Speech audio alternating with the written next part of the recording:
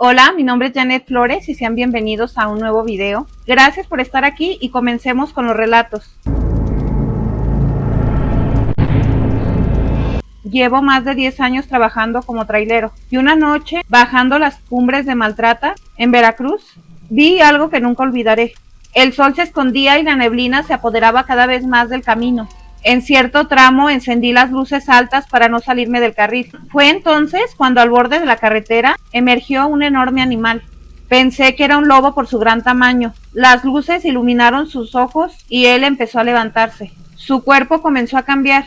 Empezó a tomar una forma casi humana, pero no logró terminar de transformarse, quedando en medio del camino entre bestia y humano. Y luego, con movimientos descoordinados, la criatura se arrastró hasta los árboles más cercanos. Sentí cómo se me helaba el cuerpo y un fuerte dolor invadía mi cabeza, como si me fuera a estallar. Seguí conduciendo hasta mi destino y cuando llegué a mi casa le conté todo a mi madre. Los días siguientes fueron una pesadilla. No podía dormir, no podía borrarme esa imagen de mi cabeza. Esa imagen no me dejaba en paz. Pasé meses así, al borde de volverme loco. Mi familia, al verme así, me llevaron con la curandera del pueblo. Cuando le platiqué lo que había visto aquella noche, me dijo que sin duda alguna lo que había visto era un nahual.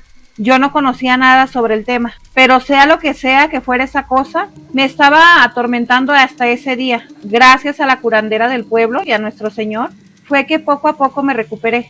Hoy ya estoy mejor, pero fue algo espantoso lo que pasé, y cuando lo recuerdo, se me eriza la piel.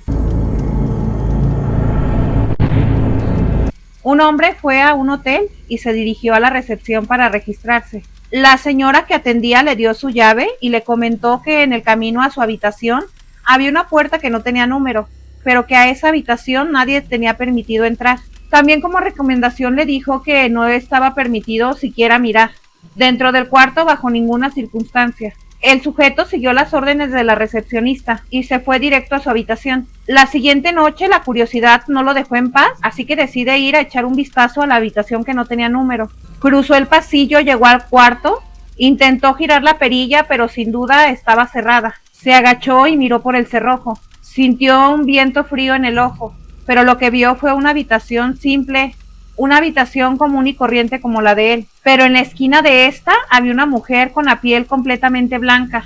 Estaba recargada con la cabeza contra la pared. El tipo se confundió un poco y estuvo a punto de tocar, pero decidió no hacerlo. Esta decisión salvó su vida. Se retiró y volvió a su cuarto. Al día siguiente volvió y volvió a mirar por la rendija de la perilla, y esta vez vio todo rojo y no se movía nada. Él creyó que los que estaban en esa habitación se habían dado cuenta de que él había mirado un día antes y que habían puesto algo rojo detrás para que no pudiera ver. Algo extrañado fue con la recepcionista y le preguntó por qué tenían prohibido ir a esa habitación, y la de la recepción le dijo: de seguro ya miraste, ¿verdad? Miraste por la perilla. Y él le contestó algo nervioso: sí, pero no vi nada. Y la recepcionista le dijo: bueno, tendré que contarte la historia. Fíjate que hace algún tiempo, en esa habitación ocurrió algo terrible. Se hospedó una pareja y el esposo, no sabemos por qué, pero decidió terminar con la vida de su esposa. Y había algo muy particular en su aspecto, y eso era que tenían la piel muy blanca. Desde entonces dicen que el espíritu de esa mujer habita en ese cuarto, y es por eso que no lo alquilamos. Como te digo, esa gente no era ordinaria, sobre todo la mujer, la cual tenía los ojos color rojo. Una vez estaba haciendo tarea en la cocina durante la madrugada cuando algo ocurrió. Escuché el grito de un señor al cual no le entendí nada y creí que era un borracho que iba pasando, así que lo ignoré. Pasó un rato y ahora empecé a escuchar un silbido. Era una melodía que jamás había escuchado. Después creí que venía de la casa de mis vecinos, ya que aquel silbido se escuchaba cada vez más cerca. Traté de no prestarle atención y continué haciendo mi tarea. Ya era algo tarde y no podía terminarla, así que estaba algo estresada. No era la primera vez que pasaban cosas raras en la casa, pero ese silbido se escuchaba cada vez más. De pronto se detuvo y escuché que abrieron la puerta que bajaba las escaleras. Se escuchaban las pisadas como si alguien trajera botas pesadas. Me paralicé del miedo y de pronto el silbido lo escuché detrás de mí. Sentí que una mano fría me tocó el hombro. No sé cuánto tiempo quedé paralizada, pero me pude mover en cuanto dejé de escuchar el silbido. Lo primero que hice fue gritarle a mi papá. Se despertó desconcertado y corriendo fue hacia mí. Le conté lo que había pasado y corrió afuera a ver si veía a alguien. Buscamos por toda la casa y no encontramos nada, pero en las escaleras había huellas de un animal. Después de ese día no volví a escuchar nada raro, pero esa mano me dejó un recuerdo. Cada que volteo a mi hombro, siento que la veo, aunque sé que no es real. Un amigo me contó una historia que le sucedió a su abuelo, que vivía a las afueras del fuerte de Sinaloa. Ahí estaba rodeado por extensos campos y montes, y en uno de esos montes había una tradición local. Se decía que en ese monte aparecían llamas de colores. Esto pasaba en las noches, y se decía que era señal de que ahí había tesoros. El abuelo de mi amigo decía que eso no era así, que lo que revelaban las luces era que allí había restos humanos, y prohibía a todos acercarse a ese sitio y excavar. Tras el fallecimiento de su abuelo, el terreno pasó a manos de su tío Ramón, quien, movido por la ambición, decidió mover todo para investigar. Una noche, con una lámpara en la mano y una pala, se esperó a que se hiciera de noche para ir a excavar donde viera la primera luz. Y apareció, así que se adentró al monte y empezó a excavar donde vio que apareció la primera luz. Al excavar encontró una bolsa negra que contenía 2 lingotes de oro. Fascinado por el hallazgo, apenas tuvo tiempo de examinarlo, cuando desde la oscuridad emergió la figura de un hombre alto y delgado, con una mirada profunda y un rostro expresivo. El extraño se acercó poco a poco y, sin levantar la voz, le pidió a Ramón que devolviera los lingotes.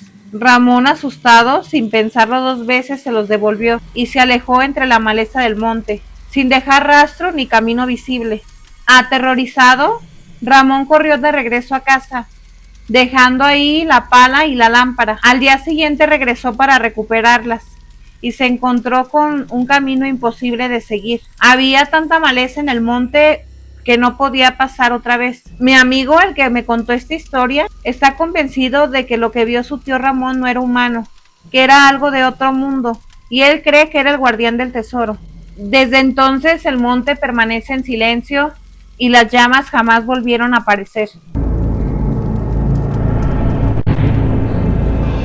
Mi hermano y yo nos habíamos salido de la secundaria y decidimos estudiar en una escuela nocturna, ya que se nos facilitaba más para seguir trabajando. Siempre que íbamos a la secundaria teníamos que pasar por un puente, de ida y de regreso. Cuando nos tocaba pasar de ida, casi siempre aún era de día.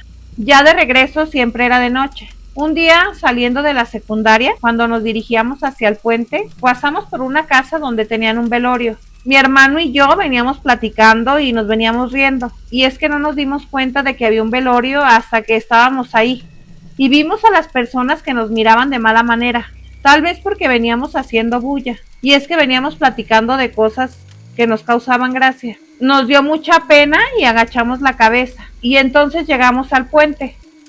Íbamos los dos platicando sobre lo que había ocurrido, y nos preguntábamos quién podría ser el que se había muerto.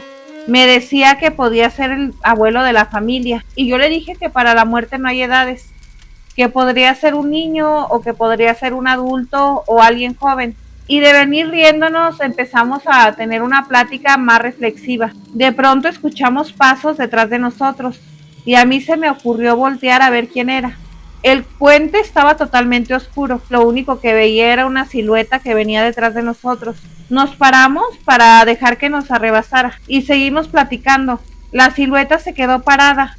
A nosotros se nos hizo muy raro y como ese lugar no es muy seguro, creímos que nos iban a asaltar. Así que decidimos seguir caminando. Mi hermano volteó otra vez para ver dónde venía esa persona y entonces esa persona empezó a avanzar. Ya para cuando iba a mitad del puente, nos empezamos a asustar.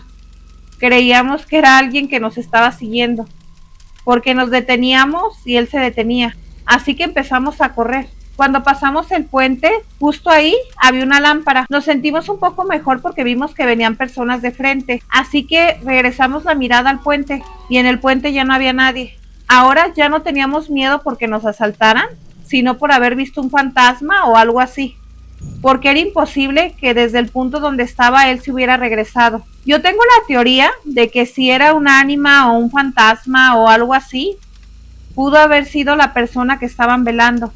Mi hermano trata de ser un poco más coherente y él cree que fue alguien que simplemente se regresó corriendo, algo que yo sé que es imposible, pero no lo contradigo porque para él es más fácil creer eso que imaginarse que vimos algo sobrenatural.